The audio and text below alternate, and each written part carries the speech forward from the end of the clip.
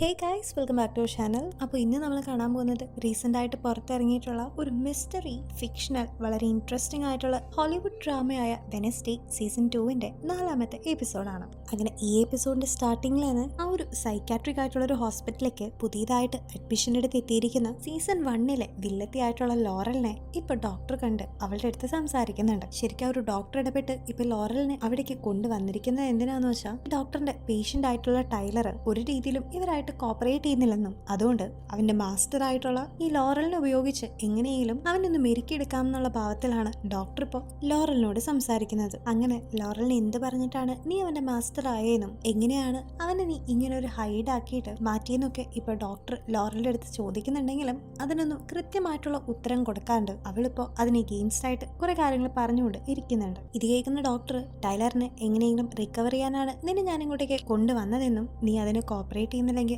നിന്നെ വീണ്ടും തിരിച്ച് ഇതിലും വലിയ നരകത്തിലേക്ക് ഞാൻ അയക്കുമെന്ന് പറഞ്ഞ് അവളെ ഭീഷണിപ്പെടുത്തുമ്പോൾ ഇത് കേട്ട് ഒന്ന് ഞെട്ടിപ്പോകുന്ന ലോറലിപ്പോ എങ്ങനെയെങ്കിലും ടൈലറിന്റെ റിക്കവറിക്ക് ഹെൽപ്പ് ചെയ്യാമെന്ന് സമ്മതിക്കുന്നുണ്ടെങ്കിലും അതിന് മുമ്പായിട്ട് ഒരു പ്രാവശ്യം തനിക്ക് അവനെ കാണണമെന്ന് ഇപ്പൊ അവരുടെ അടുത്ത് റിക്വസ്റ്റ് ചെയ്യുമ്പോൾ ഒരു ഡോക്ടറും അതിന് സമ്മതിക്കുന്നുണ്ട്. അങ്ങനെ പിന്നെ ചങ്ങളെ കൊണ്ട് കെട്ടിയിട്ടുണ്ടായിരുന്ന ടൈലറിനെ കാണിക്കാനായിട്ട് ഒരു ഡോക്ടർ അവന്റെ മാസ്റ്റർ ആയിട്ടുള്ള ലോറലിനെ കൊണ്ടുവരുമ്പോൾ ആദ്യം തന്നെ തന്റെ മാസ്റ്റർ ആയിട്ടുള്ള ലോറലിനെ കാണുന്ന ടൈലർ വളരെയധികം സന്തോഷത്തോടെ പയ്യെ അവളുടെ അടുത്തേക്ക് ആ ഒരു കേജിന്റെ ഒരു സൈഡിലേക്ക് പതിയെ നടന്ന് വന്ന് അവിടെ നിൽക്കുന്ന ആരും എക്സ്പെക്ട് ചെയ്യാണ്ട് പെട്ടെന്ന് തന്നെ അവന്റെ ആ ഒരു ഹൈഡ് പോലെയുള്ള മോൺസ്ട്രസ് ആയിട്ടുള്ള ഒരു രൂപത്തിലേക്ക് മാറിയിട്ട് നേരെ തന്നെ അവളുടെ കഴുത്തിന് പിടിച്ച് അവളെ ദൂരത്തേക്ക് വലിച്ചെറിഞ്ഞ് കളയുന്നുണ്ട്. സാധാരണഗതിയിൽ ഒരു ഹൈഡ് ഒരിക്കലും അവന്റെ മാസ്റ്ററിനോട് ഇത്തരത്തില് ബിഹേവ് ചെയ്യാനായിട്ട് പാടില്ലായിരുന്നു. പക്ഷെ അവനെ ഇങ്ങനെ ആക്കിയതിനോടുള്ള ദേഷ്യവും വിഷമോണ്ടൊക്കെ ആയിരിക്കാം ഒരു പക്ഷെ ടൈലർ ഇപ്പോ അങ്ങനെ ചെയ്തത്. പക്ഷെ അപ്പോഴും അവന്റെ മാസ്റ്റർ ആയിട്ടുള്ള ലോറൽ ഇപ്പോ ഞാൻ നിന്റെ അമ്മയെ പോലെയാണെന്നും നിന്നെ എന്തായാലും ഇവിടുന്ന് രക്ഷിക്കുമെന്നും അവന് പ്രോമിസ് കൊടുക്കുകയാണ്. ഇതേ നേരം തന്നെ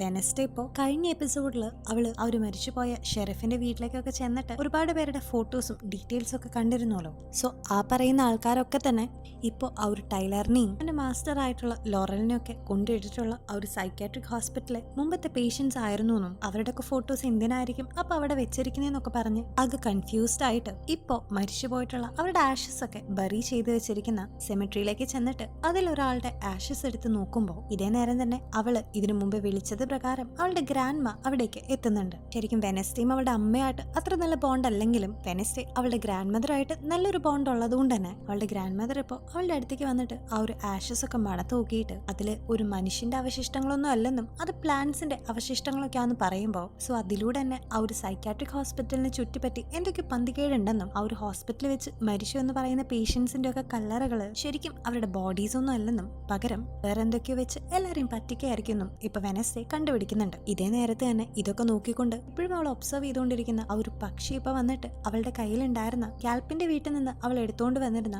ആ ഒരു എവിഡൻസ് ഇപ്പൊ അവളുടെ കയ്യിൽ നിന്ന് വാങ്ങിച്ച് ദൂരത്തേക്ക് പറന്നു പോകുന്നുണ്ട്. ഇതേ നേരം അവൾ ആ ഒരു ബേർഡിനെ ഫോളോ ചെയ്ത് പോകുമ്പോൾ അവിടെ വെച്ച് ഒരു ബൈക്കിൽ പാഞ്ഞു പോകുന്ന ഒരു ബ്ലാക്ക് കോട്ടൊക്കെ ധരിച്ച ഒരു മനുഷ്യനെ അവൾ കാണുന്നുണ്ട്. സോ ഇതിലൂടെ തന്നെ അയാള് ഒരു ഏവിയൻ ആണെന്നും തന്റെ പവേഴ്സിലൂടെ പക്ഷികളൊക്കെ കൺട്രോൾ ചെയ്ത് തനിക്ക് വേണ്ട കാര്യങ്ങൾ അവരിലൂടെ സാധിച്ചെടുക്കുന്ന ഒരു ഔട്ട്കാസ്റ്റ് ആണ് അയാളെന്ന് വെനസ്ഡേ മനസ്സിലാക്കുന്നുണ്ട്. അങ്ങനെ അതിനുശേഷം അവള് സീക്രട്ട് ആയിട്ടുള്ള സ്ഥലത്ത് വെച്ചിട്ട് അവളുടെ അങ്കിളായിട്ടുള്ള ഹെസ്റ്ററിനെ ചെന്ന് കാണുന്നുണ്ട്. നേരത്തെ പറഞ്ഞതുപോലെ സ്വന്തം പാരന്റ്സിനേക്കാളും കൂടുതൽ അറ്റാച്ച്മെന്റ് അവൾക്ക് ഗ്രാൻഡ് മദറും അവളുടെ ഈ ഒരു അങ്കിളിനോടും ഉള്ളതുകൊണ്ട് തന്റെ പവേഴ്സ് എല്ലാം ഇപ്പൊ വർക്ക് ചെയ്യുന്നില്ലെന്നും മാത്രമല്ല ആ ഒരു സൈക്കാട്രിക് ഹോസ്പിറ്റലിനെ ചുറ്റിപ്പറ്റി ഒരുപാട് ദുരൂഹതകളും മിസ്റ്ററീസ് ഒക്കെ നിറഞ്ഞു നിൽക്കുന്നുണ്ടെന്നും അതുകൊണ്ട് എങ്ങനെയെങ്കിലും അവിടെ കയറി പറ്റി അവിടുത്തെ ഇൻഫർമേഷൻസ് ഒക്കെ നോക്കി ഈ ഒരു കേസ് സോൾവ് ചെയ്യാനായിട്ട് എങ്ങനെയെങ്കിലും തന്നെ ഹെൽപ്പ് ചെയ്യണമെന്ന് വെനസ്ഡേ അവളുടെ അങ്കിളുടെ അടുത്ത് റിക്വസ്റ്റ് ചെയ്യുന്നുണ്ട്. കാരണം കഴിഞ്ഞ എപ്പിസോഡിൽ അവൾ കണ്ടിരുന്ന ലൂയിസ് എന്ന് പറഞ്ഞ ആ ഒരു പേര് ആരുടെയാണെന്നും അതുപോലെ ഈ ഏവിയൻ ആയിട്ട് ഈ പക്ഷികളെ കൺട്രോൾ ചെയ്യുന്ന ആ ഒരു വില്ലൻ ആരാണെന്നും അവൾക്ക് നല്ല ഡൗട്ട് ഉണ്ട്. കൂടാതെ ആ ഒരു ഹോസ്പിറ്റലിൽ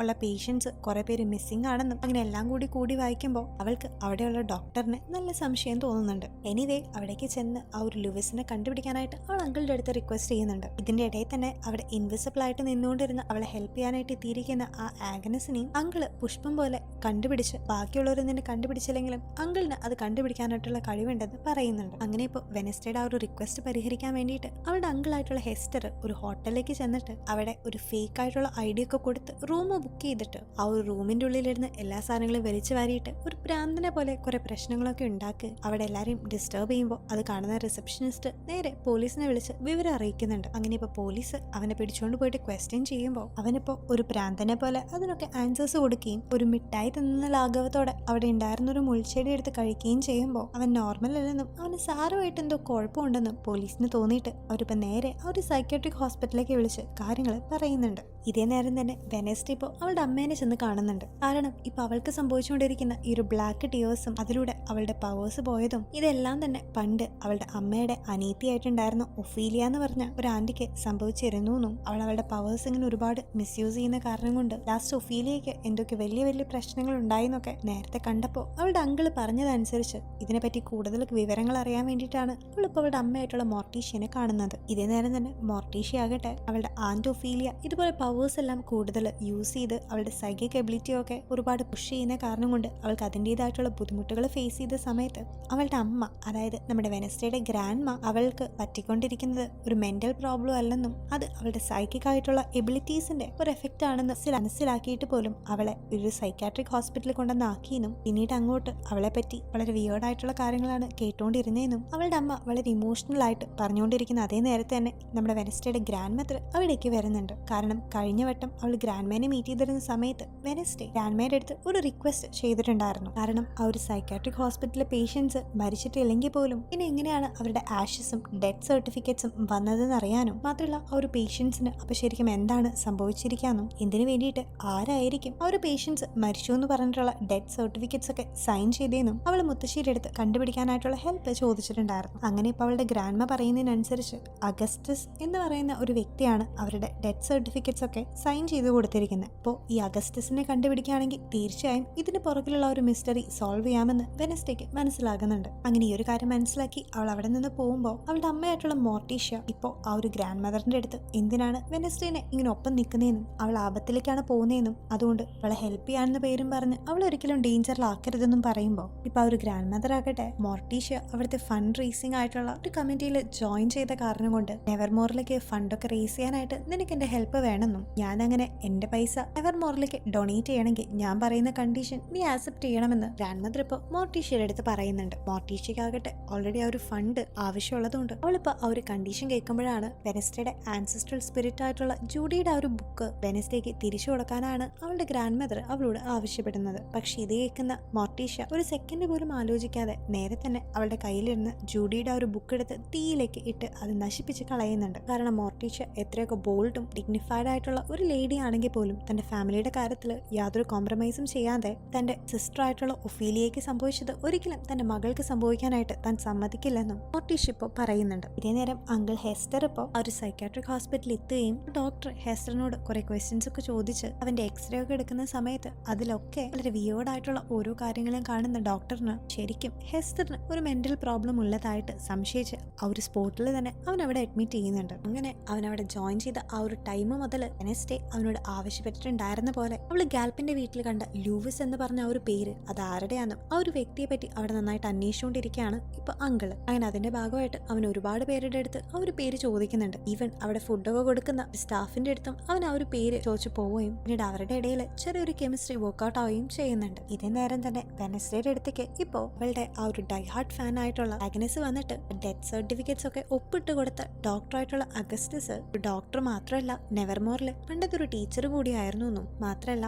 വയസ്സായി പിന്നെ അദ്ദേഹത്തിന് ഒരു മെന്റൽ ഔട്ട് ബ്രേക്ക് സംഭവിച്ച് അതേ സെയിം സൈക്കാട്രിക് ഹോസ്പിറ്റലിൽ ഇപ്പോഴും അദ്ദേഹം അഡ്മിറ്റഡ് ആണെന്നും അവളിപ്പോ പറയുന്നുണ്ട്. ഇതേ നേരം തന്നെ എന്നീട് ഇപ്പോ വെനസ്ഡേയുടെ അടുത്തേക്ക് വന്ന് സംസാരിക്കാനായിട്ട് നോക്കുന്നുണ്ടെങ്കിലും അവർക്കിടയിൽ പണ്ടത്തെ പോലെയുള്ള ഒരു ഫ്രണ്ട്ഷിപ്പ് ഇല്ലാതെ എന്തൊക്കെയോ ഒരു ഡിസ്റ്റൻസ് വന്ന പോലെ ഇപ്പൊ രണ്ടുപേർക്കും ഫീൽ ചെയ്യുന്നുണ്ടെങ്കിലും ഇപ്പൊ വെനസ്ഡേയുടെ മനസ്സിൽ ഏറ്റവും വലിയ കാര്യം എങ്ങനെയെങ്കിലും പിന്നീടിനെ പ്രൊട്ടക്ട് ചെയ്യണമെന്നും താൻ കാരണം ഒരിക്കലും അവൾ മരിക്കാൻ പാടില്ല എന്നുള്ള ഒരേ ഒരു ചിന്ത മാത്രമായിരുന്നു. എന്നാൽ ഇതേ നേരത്തെ തന്നെ അവരുടെ ആ ഒരു നെവർമോറിൽ ചുറ്റും ഓരോന്നായിട്ട് ഒരുപാട് ബേർഡ്സ് വന്നിരിക്കുകയും വളരെ കുറച്ച് സെക്കൻഡുകൾക്കുള്ളിൽ പക്ഷികൾ എല്ലാവരും കൂടിയിട്ട് നെവർമോറിൽ ഉണ്ടായിരുന്ന എല്ലാ കുട്ടികളെയും അറ്റാക്ക് ചെയ്യാനായിട്ടും തുടങ്ങുകയാണ്. ഇതേ നേരം തന്നെ വെനസ്ഡേ എങ്ങനെയൊക്കെയോ എനിഡിനെയും കൂട്ടിയിട്ട് ഒരു മറ വെച്ച് അവരുടെ നിന്ന് രക്ഷപ്പെടുന്നുണ്ടെങ്കിലും ഒരു പക്ഷികളൊക്കെ കൺട്രോൾ ചെയ്യുന്ന ഏവിയനെ അവൾ അവിടെ വെച്ച് കാണുമ്പോൾ പെട്ടെന്ന് തന്നെ അവള് ആ ഒരു ഏവിയൻ ആയിട്ടുള്ള ഒരു ഔട്ട്കാസ്റ്റിനെ ഫോളോ ചെയ്ത് ഒരുപാട് സീക്രട്ട് ആയിട്ടുള്ള പാസേജിൽ കൂടെ ഓടി ഓടി ഓടി ലാസ്റ്റ് അവൾ എത്തുന്നത് സൈക്കാട്രിക് ഹോസ്പിറ്റലിലെ ഡോക്ടർ ആയിട്ടുള്ള ഫെയർബണ്ട് മുമ്പിലാണ്. ഇതേ നേരത്ത് നേരത്തെ അവൾ കണ്ടിരുന്ന ആ ഒരു ഏവിയൻ ഒരു ഡോക്ടറാണെന്ന് വെനസ്ഡേ സംശയിച്ചു നിൽക്കുമ്പോൾ ഇതേ നേരത്തെ തന്നെ അവിടേക്ക് കഥച്ചുകൊണ്ട് എവർമോറിലെ പുതിയ മ്യൂസിക് ടീച്ചറായിട്ടുള്ള കാപ്രിയും അങ്ങോട്ടേക്ക് എത്തുന്നുണ്ട്. സോ കാപ്രി ഇപ്പോൾ ഓൾറെഡി കഥച്ചു വരുന്നുണ്ടും പിന്നെ അവളുടെ റൂമിലായിട്ട് ഒരുപാട് പക്ഷികളെ ഇട്ട് വെച്ചിരിക്കുന്നതും കൂടി വെനസ്ഡേ കാണുന്ന സമയത്ത് ഇനി അവളാണോ ഈ പക്ഷികളൊക്കെ കൺട്രോൾ ചെയ്യാൻ പറ്റുന്ന ഏവിയൻ എന്ന് വെനസ്ഡേക്ക് തോന്നുന്നുണ്ടെങ്കിലും അത് ശരിക്കും അവളുടെ മ്യൂസിക് ടീച്ചറാണോ അതോ ആ ഒരു സൈക്കാട്രിക് ഹോസ്പിറ്റലിലെ ഡോക്ടറാണോന്നും ഇപ്പോഴും അവൾക്ക് വ്യക്തമായിട്ടുണ്ടായിരുന്നില്ല. ഇതേ നേരം തന്നെ തിങ്ങിന്റെ ഹെൽപ്പോട് കൂടിയിട്ട് അങ്കിളായിട്ടുള്ള ഹെസ്റ്ററിന് അഗസ്റ്റസ് എന്ന് പറഞ്ഞ ആ ഒരു പേഷ്യന്റ് ഇപ്പോഴും ആ ഒരു സൈക്കാട്രിക് ഹോസ്പിറ്റൽ ഉണ്ടെന്ന് മനസ്സിലാക്കിയിട്ട് അവനിപ്പോ നേരെ ഈ ഓഗസ്റ്റസിനെ കാണാൻ പോകുമ്പോൾ അവിടെ അവന്റെ ഒപ്പം ഉണ്ടായിരുന്ന ഒരു പെറ്റിന് അവൻ ഇലക്ട്രിക് ഷോക്കോ കൊടുത്ത് അതിനെ പേടിപ്പിച്ച് ഈ ലൂവിസ് ആരാണെന്നൊക്കെ ചോദിക്കുമ്പോൾ ആ ഒരു തത്തമ്മ ഇപ്പോൾ കുറെ നമ്പേഴ്സിന്റെ ഒരു കോഡ് ഇങ്ങനെ റിപ്പീറ്റ് ചെയ്ത് പറഞ്ഞുകൊണ്ടിരിക്കുന്നുണ്ട്. സോ അത് ബേസിക്കലി ഒരു ക്ലൂ ആണെന്ന് ഹെസ്റ്ററിന് മനസ്സിലാവുകയും ചെയ്തിട്ടുണ്ട്. ഇതേ നേരം വെനസ്ഡേ ഇപ്പോൾ അവരുടെ സ്കൂളിലത്തെ ഏറ്റവും സീനിയർ പ്രൊഫസർ ആയിട്ടുള്ള ഒർലോഫിനെ പോയിട്ട് കണ്ടിട്ട് അവന്റെ അടുത്ത് ഡയറക്റ്റ് ആയിട്ട് ഓഗസ്റ്റസിനെ പറ്റി ചോദിക്കുമ്പോൾ അവന്റെ ഭാര്യ പണ്ടേ മരിച്ചു പോയതാണെന്നും പക്ഷെ അവനൊരു മകൾ ഉണ്ടായിരുന്നെന്നും അവള് ഒരു ഏവിയൻ ആണെന്നും ആ ഒരു പ്രൊഫസറിലൂടെ വെനസ്ഡേ മനസ്സിലാക്കുന്നുണ്ട്. ഇതേ നേരം തന്നെ ആ ഒരു സൈക്കാട്രിക് ഹോസ്പിറ്റലിൽ അങ്കിൾ ഹെസ്റ്ററിനെ കാണുന്ന